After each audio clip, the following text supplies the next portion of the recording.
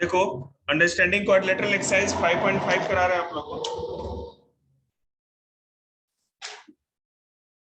ठीक है। एक्सरसाइज 5.5। सो अब कह रहा है कि एक टेबल का टॉप, क्या कहते हैं, जो टॉप होगा एज टेबल टॉप। मान लो भैया ये टेबल है आपका, ठीक है ना, ये टेबल है। तो इसका जो ऊपर का हिस्सा है उसके किनारे, ये किनारा हो गया, एजेस एजेस एजेस, 4 एजेस हो गए, परपेंडिकुलर या स्क्वायर कुछ भी हो सकता है। तो एक लाइन दूसरे पे क्या है, परपेंडिकुलर, ये लाइन है और इस पे सीधी लाइन, ये परपेंडिकुलर होगी ना, ये लाइन इस पे परपेंडिकुलर है, ये लाइन इस पे परपेंडिकुलर है, ये लाइन इस पे परपेंडिकुलर है, ये इस पे है और ये इस पे, सारी लाइन एक दूसरे पे परपेंडिकुलर। समझ में आया? परपेंडिकुलर मतलब लंब, लंबवत।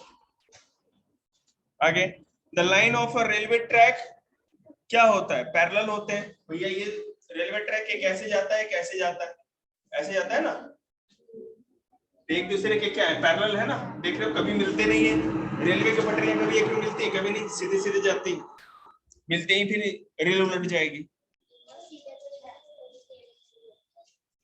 हाँ, जैसे the line segment from the letter L, वो क्या होता है, जो एल होगा वो परपेंडिकुलर दिखाता है, यही है ना, इस पे परपेंडिकुलर, ये इस पे परपेंडिकुलर। परपेंडिकुलर समझती हूँ क्या होता है परपेंडिकुलर? खड़ी, हाँ, किसी पे लंबवत। गुड जनक, आ रहा समझ में?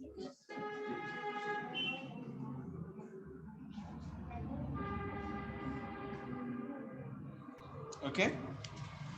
वी में क्या होगा, दो लाइन होंगी, एक दूसरे पे परपेंडिकुलर ही होंगी, नहीं sorry, the sides of letter V are inclined, inclined होंगी। जैसे एक लाइन इधर से है और एक लाइन इधर से झुकी हुई है ना, तो इनक्लाइंड कहेंगे इसको, एक दूसरे पे झुका होना, इनक्लाइंड, झुका हुआ है ना, सीधा। अब एक सेकंड नंबर क्वेश्चन है, कितने क्वेश्चन है 5.5 में टोटल?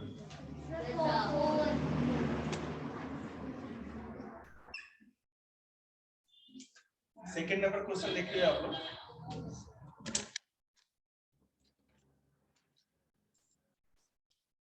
ये P, ये है Q, ये है X, ये है Y और ये है O।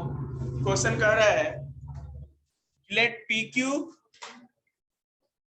एक PQ आपका इसमें बनाना है लाइन सेगमेंट, P और Q के ऊपर ऐसे लाइन, मतलब लाइन सेगमेंट PQ बनाए ना, ठीक है। वो परपेंडिकुलर बताना है XY पे, XY एक लाइन है, इसके ऊपर PQ परपेंडिकुलर बनाइए। अरे समझ में, XY एक लाइन बनाओ, लाइन सेगमेंट, उसके ऊपर PQ एक परपेंडिकुलर लाइन बनानी, बना दी हमने। Let PQ XY intersecting the point, what is the measure of angle PAY। अब आपको बताना है P, इसको A कहा गया, AY का क्या मेजरमेंट होगा, 90 डिग्री। बात करो, कोई दिक्कत? तो आप थर्ड भी ना जाने तो मानोगे, थर्ड तो बताना ही पड़ेगा। ये महाकाल क्यों ले लिया आपने मेरे बात, पूरा ही ले। There are two set squares in your box. Set square है ना, ट्रायंगल जैसा जो होता है, set square. Okay. What are the measures of the angles that are formed at their corners? उनके कॉर्नर के साथ उनका क्या एंगल बनेगा? Do they have any angle measure that in common? देखिए, सेट स्क्वायर में क्या बनता है, दोनों दिखाओ मेरे को, तो हाथ में, चलो मेरा हो। आप इसको अगर ऐसे रखते हो, ठीक है ना, केवल इसकी बात कर रहे हैं, तो एक बन रहा है 30 डिग्री, उसके बाद 60 डिग्री और उसके बाद 90 डिग्री, ठीक है, तीन एंगल बन रहे हैं, 30, 60 और 90। और एक जो सेट स्क्वायर है उसमें बन रहा है 45, 45 और 90, 45, 45 और 90, 3 एंगल बनेंगे ना ट्रायंगल के, वो ये वाला है, ठीक है, 2 set square. Yes, the angle of measure 90 degree is common in between them। तो कह रहा है कि क्या दोनों में कोई कॉमन भी है। जैसे मैं बात करूं, ये दोनों सेट स्क्वायर मेरे हाथ में, तो इन दोनों में जो एंगल्स बन रहे, कोई ऐसा एंगल है जो दोनों में सेम ही है, 90 है ना, इसमें भी 90 है, इसमें भी 90, दोनों में सेम, ये बात पूछी जा रही है, क्लियर है। 2 सेट स्क्वायर होगा तो एक सेट स्क्वायर जो सीधा सीधा है उसमें 45, 45 और 90 बनता है, और इसमें 30, 60 और 90 बनता है, ठीक है, क्लियर है। देख बेटा, ये जैसे है ना, थोड़ा सा अटपटा सा, थोड़ा ज्यादा लंबा है, बड़ा छोटा, तो इसमें 30 बनेगा, 60 बनेगा और 90 बनेगा, इसके लिए, ठीक है, ऊपर वाले के लिए। और ये जो है 2 45 डिग्री के बनेंगे और एक 90 डिग्री का बनेगा, ये आपको याद है। सॉरी बेटा, उठा लो। 4th क्वेश्चन पे आते हैं, लास्ट है क्या ये?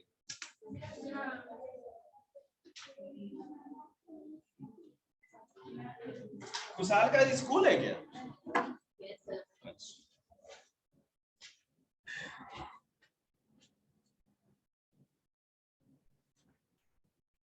देखो,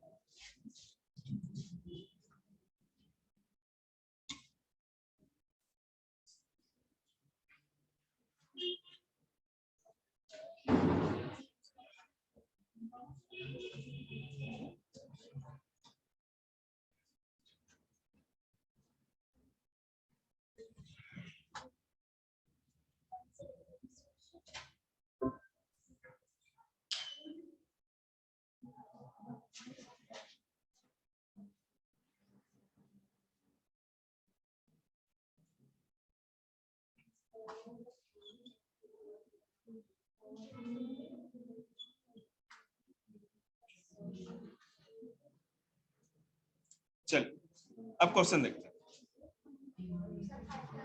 एक second.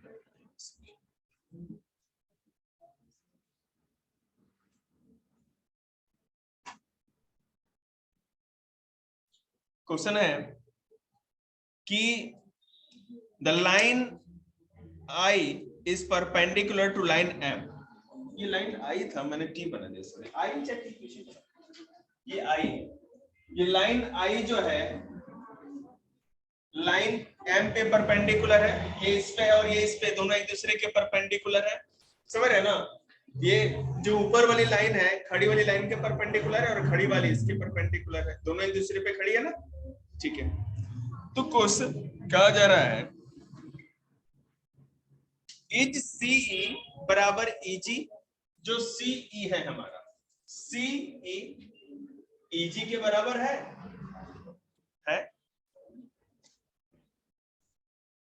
Yes, since C is 2 units, EG भी 2 यूनिट है।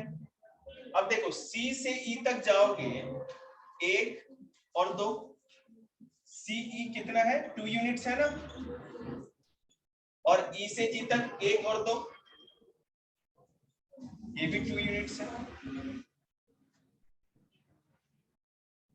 दोनों बराबर है। पहला क्वेश्चन क्लियर। दूसरा, इसी तरह आपको सारे क्वेश्चन इसमें हिसाब से देखते जाना, सॉल्यूशन आपके पास सब घर पे देखो, हो जाएगा ना। चलिए अगले क्वेश्चन पे आते हैं।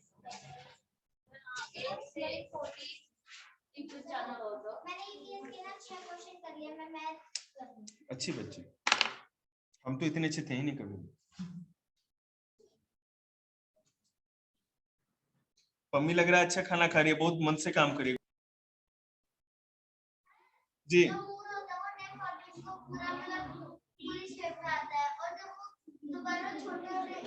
फिर और 15 दिन लगते हैं उसको, अलग अलग फेजेज होते हैं, इसमें लिखा तो है किस साइज के मून के लिए कितना, गिवस मून, न्यू मून और फुल मून, न्यू मून और फुल मून, अमावस्या को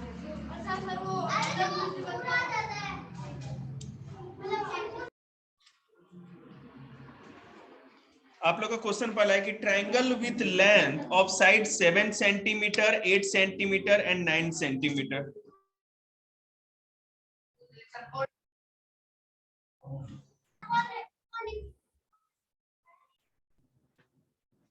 देखो मैंने स्क्रीन रिकॉर्डिंग कर देता हूं इसका, और आप समझ भी जाएंगे, कोई दिक्कत नहीं। जैसे कि मैचिंग है, बुक देखो,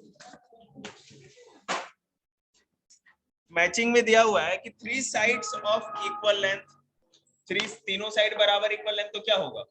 इक्विलैटरल ट्रायंगल। समझ रहे हो? तीनों साइड बराबर होगा तो कौन सा ट्रायंगल? Equilateral triangle. ठीक है। उसके बाद दूसरा है 2 साइड्स ऑफ इक्वल लेंथ, आपको पता ही। आइसोसेलेस क्या होता है? Isosceles triangle. तीसरा all sides are of different length, तीनों साइड अलग अलग हो तो स्केलेन ट्रायंगल। ठीक है। All sides are of different length, 3 acute angle. ठीक है। 3 एक्यूट एंगल का मतलब है कि उसमें ज्यादा एंगल कौन सा है? एक्यूट। एक्यूट कौन सा होता है? 90 डिग्री से छोटा एक्यूट एंगल। तो ऐसा ट्रायंगल जिसमें तीनों 90 डिग्री से छोटा छोटा ही हो, तो उस एंगल को एक्यूट एंगल ट्रायंगल कहेंगे। ठीक है, तीनों। अब जैसे कि एक वन राइट एंगल जिसके अंदर हो उसको क्या कहेंगे? Right angle triangle. जिसके अंदर वन ऑब्ट्यूज एंगल हो उसको ऑब्ट्यूज एंगल ट्रायंगल कहेंगे। और जिसमें one right angle with 2 sides of equal length हो तो आइसोसेलेस राइट एंगल ट्रायंगल कहेंगे। समझ में आई बात? मैं बता रहा हूं कि एक तो राइट एंगल हो और जो दो साइड हो दोनों बराबर हो तो उसको कहेंगे आइसो। दो साइड बराबर होता है उस ट्रायंगल को क्या कहते हैं? आइसोसेलस। तो आइसोसेलस राइट एंगल ट्रायंगल। दो हैं बराबर तो आइसोसेलस हो गया, और एक राइट एंगल भी है तो isosceles right angle triangle. Clear है? थर्ड पे, name each of the following triangles in 2 different ways. चलिए ठीक है। अब देखो बेटा, पहला है ये 5, 5 और 8 सेंटीमीटर वाला, इसको acute angle and isosceles triangle कहेंगे। ये जो आपको एंगल्स दिख रहे हैं इसमें दो एंगल 90 से छोटा है। ठीक है, तो ये एक्यूट हो गया। और उसके बाद आपको पता है कि एक्यूट के साथ साथ ये आइसोसेलस भी है, क्योंकि दो साइड 5-5 सेंटीमीटर का भी है। समझ में आ रही है? दो साइड बराबर है और दो साइड इसके 90 डिग्री से छोटे हैं तो एक्यूट है। तो acute angle and isosceles triangle. दूसरे पे देखते हैं 17 सेंटीमीटर, 15 सेंटीमीटर एंड 8 सेंटीमीटर। तो आपको पता है ना कि सारे साइड अलग अलग हैं तो स्केलन हो गया। और एक बात है इसमें राइट एंगल है तो right angle and scalene triangle. कोई दिक्कत? अगला देखो, अब इसमें दो 7-7 सेंटीमीटर का है और एक के बारे में पता नहीं, मतलब वो तो निश्चित रूप से अलग है। तो दोनों इसमें आप एंगल्स देखो 90 डिग्री से बड़ा आपको दिख रहा होगा, मेजर भी कर सकते हैं, ऐसे भी दिख रहा है। तो ये 90 डिग्री से बड़ा है तो इसमें पहली बात तो यह है कि ऑब्ट्यूज एंगल हो गया। और दूसरा क्या हो गया? आइसोसेलस ट्रायंगल है, क्योंकि दो साइड बराबर है, दोनों 7-7 सेंटीमीटर है ना, तो आइसोसेलस। पांचवें पे आते, फोर्थ पे आते हैं, एक राइट एंगल है और दो साइड बराबर है तो राइट एंगल आइसोसेलस ट्रायंगल। उसके बाद देखिएगा यहाँ पे तीनों साइड बराबर है और तीनों साइड बराबर के साथ साथ जो एंगल्स है वो 90 से छोटा है, 90 से छोटा दिख रहा है ना, तो हम इसको क्या कहेंगे? राइट एंगल, सॉरी फिफ्थ है ना, equilateral and acute angle. Equilateral है क्योंकि चारों साइड बराबर, तीनों साइड बराबर है, और एक्यूट इसलिए क्योंकि 90 से छोटा है। कोई दिक्कत? ठीक है। उसके बाद बेटा इसमें देख रहे हैं कि जो एंगल्स हैं दो, ठीक है, वो 90 से बड़े हैं, तो 90 डिग्री से बड़े हैं तो ऑब्ट्यूज एंगल, और आप देख रहे हो कि सारे साइड अलग हैं तो स्केलन। मैच स्टिक से लेकर के है ना आपको अलग अलग ट्रायंगल बनाना है, ये आपको सोल्यूशन में दिख जाएगा, आप कर लीजिए। ये बकवास का, अरे कुछ भी नहीं करना ही नहीं है जिंदगी में, छूना ही नहीं इस चैप्टर। 5.7 में कोई दिक्कत नहीं है ना? ध्यान दीजिए, ध्यान दीजिए। पहला क्वेश्चन आप देखिए, ए नंबर क्वेश्चन, एक ही इंग्लिश की बुक है। Each angle of a rectangle is a right angle. एक जो रेक्टेंगल या आयत होती है उसमें सारे एंगल्स 90 डिग्री के होते हैं, बिल्कुल, क्योंकि चारों लाइन सीधी सीधी होती है तो 90 का एंगल बनता है, चारों कोनों पे 90 डिग्री का एंगल बनेगा।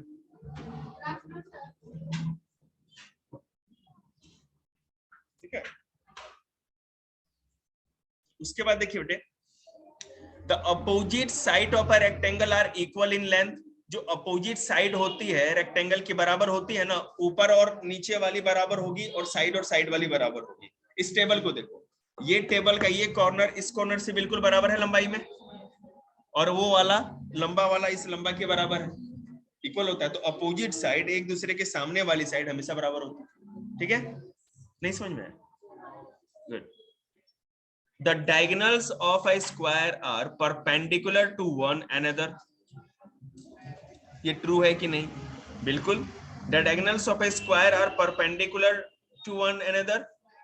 जो डायगोनल होंगे एक स्क्वायर के, मतलब कि टेढ़े टेढ़ा जो लाइंस काटते हैं, कॉर्नर से कॉर्नर मिलाते हो, तो एक दूसरे पे परपेंडिकुलर ही तो है। All the sides of a rhombus are of equal length. True. जो रोम्बस होता है उसके जितने भी साइड्स होते हैं ना वो बराबर होते हैं। रोम्बस होता क्या है इसमें नहीं देखा, तुम्हें बोर्ड पे दिखाता हूँ। देखो कितने क्वेश्चन टोटल इसमें?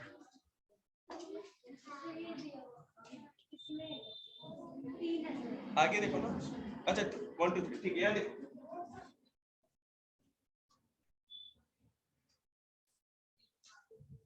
ऐसे ही है क्या? ऐसे ही है रोम्बस? कौन सा? ये नीचे वाला, सबसे नीचे वाला ना, सबसे देख लिया मैंने। ठीक,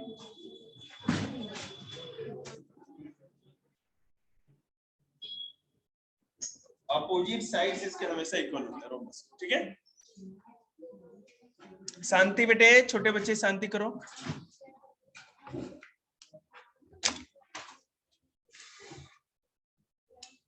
ओके, अगला क्वेश्चन देखते हैं। All the sides of a parallelogram in equal length? No, parallelogram का सारा साइड जो होता है वो इक्वल नहीं होता, केवल पैरेलल होता है, बराबर होता है। सारे साइड बराबर नहीं होते, केवल अपोजिट साइड्स उसके बराबर होते हैं। पैरेललोग्राम एक ऐसा फिगर है, पैरेललोग्राम की फिगर दिखा बेटा उसमें, इन बच्चों को लिख रखा है ना, वहां देखो। तो पैरेललोग्राम जो होता है उसके अपोजिट साइड्स बराबर होंगे, चारों साइड बराबर नहीं होंगे। चारों साइड केवल रोम्बस का बराबर होता है, इक्वल होता है, और इसका स्क्वायर का भी होता है। वर्ग है ना, वर्ग का भी बराबर होगा। बेटे 7th को उनको टिक लगा देना बेटा आप लोग। गुड। सिमरन भी आ गई क्या? नहीं,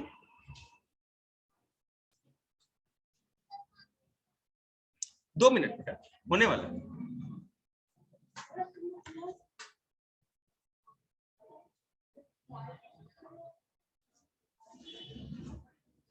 एक सेकंड, नेट है तेरे में? उसमें नेट कनेक्ट है क्या?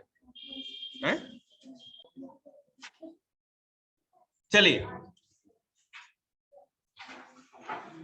ये तो हो गया। The opposite side of a trapezium are parallel. ये भी फॉल्स है, अपोजिट साइड्स पैरेलल नहीं होता उनके कभी भी। ठीक है, ट्रेपेजियम की फिगर है सामने, हाँ, अपोजिट साइड पैरेलल नहीं होता। नियांशु आ जाओ।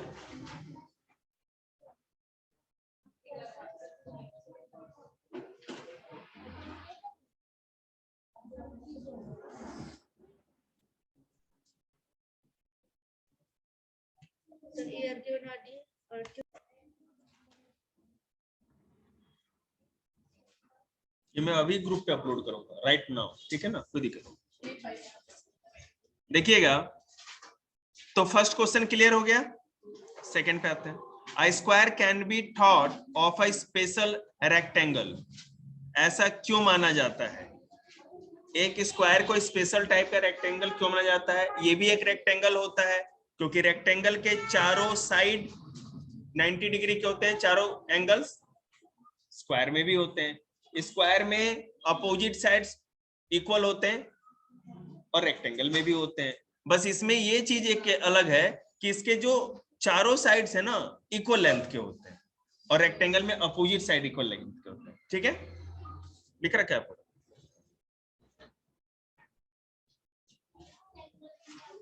रेक्टेंगल में अपोजिट साइड बराबर होता है ना, ये टेबल की चौड़ाई दोनों बराबर दिख रही है और लंबाई बराबर दिख रही है कि नहीं?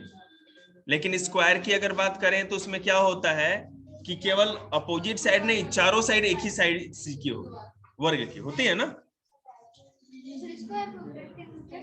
किसको? बिल्कुल, square is also a rectangle but rectangle is not a square. एक स्क्वायर रेक्टेंगल है, सुन तो लो, एक स्क्वायर रेक्टेंगल है किस तरह से? क्योंकि अपोजिट साइड भी बराबर है, पैरेलल भी, और चारों कॉर्नर पे 90 डिग्री का एंगल भी बन रहा है। रेक्टेंगल में इतना ही तो होता है, और क्या होता है? लेकिन स्क्वायर में एक एक्स्ट्रा चीज होती है कि इसकी चारों साइड बराबर होती है, और उसमें रेक्टेंगल में केवल अपोजिट साइड बराबर होती है। क्लियर है? हाँ, रोम्बस में होता है, रोम्बस में चारों साइड्स इक्वल होते हैं, लेकिन 90 डिग्री का एंगल नहीं बनता। यही तो समस्या है ना, 90 डिग्री का एंगल थोड़ी बनता है। अरे तो ठाकुर के हाथ,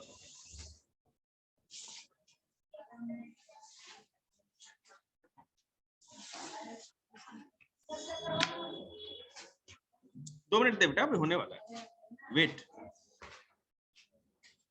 A rectangle can be thought of as a special parallelogram। बिल्कुल, पैरेललोग्राम क्या होता है? जिसके अपोजिट साइड्स पैरेलल होती है।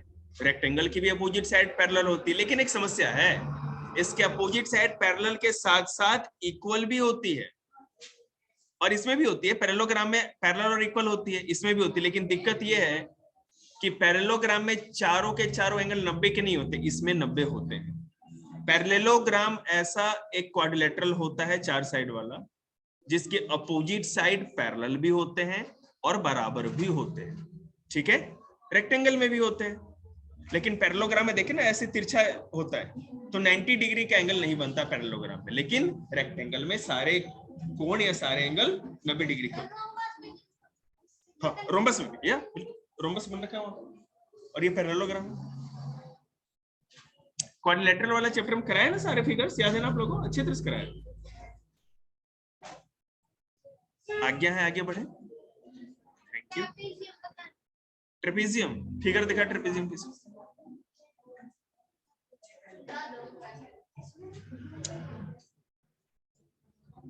बेटा जो मैंने पढ़ाया है पहले ना, आपको वहां से समझना है। यहाँ पे जो क्वेश्चन है, बुक एक्सरसाइज कराया, ठीक है?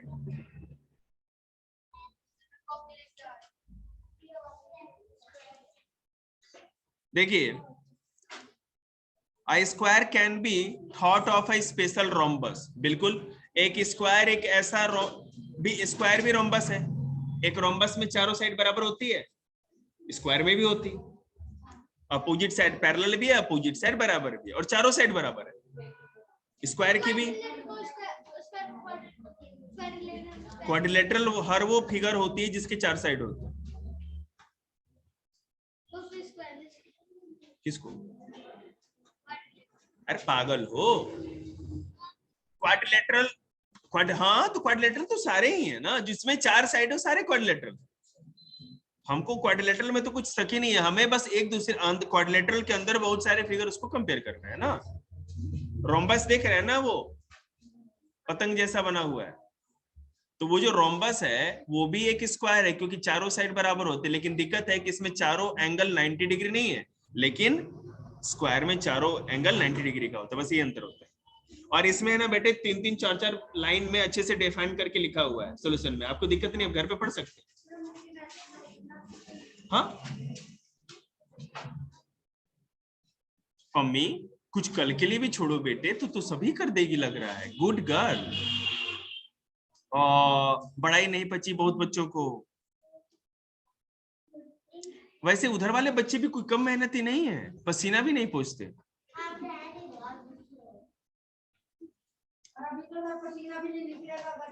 इसीलिए तो मैंने ऐसा बोला।